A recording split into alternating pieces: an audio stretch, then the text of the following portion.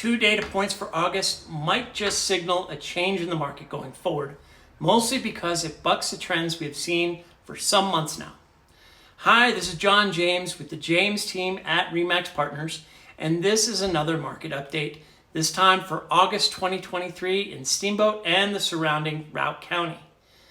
I'll get to those new data points shortly, but they are not some of our main indicators for the overall market.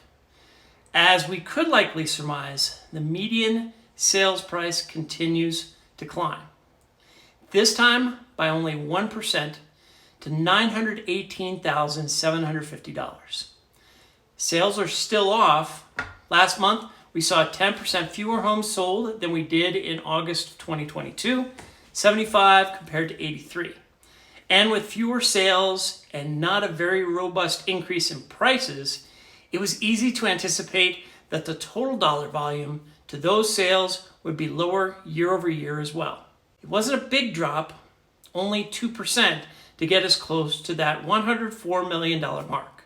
Where we did see a change in the market was in the area of new listings. 78 homes came on the market in August, up from 75 last year. That is a 4% increase. That's not very much, especially considering the number of active listings on the market decreased by 30%, going from 236 listings to 166. However, when you saw that new listings were off 23% in July, even a moderate increase can be seen as substantial. Buyers are still taking a little more time to pull the trigger than they did last year. Median days on market increased 60% from 10 to 16 days. And we have a slightly shorter supply of inventory, 6% shorter from 3.2 months to 3 months.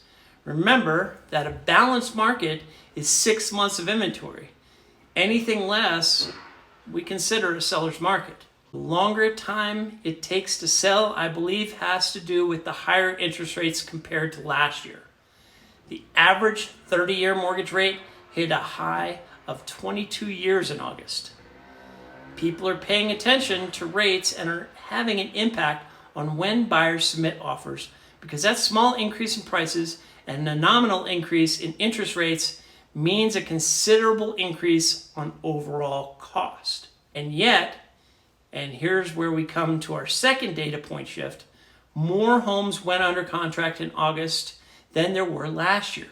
82 pending listings, a 17% increase from last year's 70. If a large amount of those pending go to closing, and knowing that there were fewer pending listings that fell out of contract, we can estimate higher sales in September from the year before. Finally, let's look at value. On price per square foot, we can look at it from each side of the transaction. Either sellers are getting more for their money with an increase in price per square foot from last year, or buyers are getting less for their money. On the flip side, sellers are not getting their list price nearly as much as they did last year.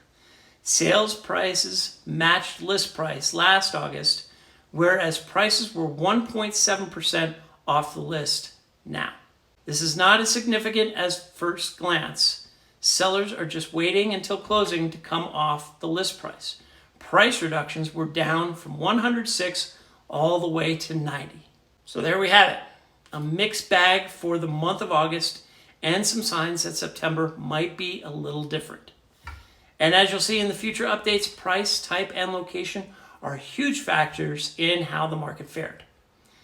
If you want to go over this in more detail, contact me at 970-846-0797, by email at johnjames@jamesteamsteamboat.com, or leave a comment in the comment section of this video. Until next time, take care.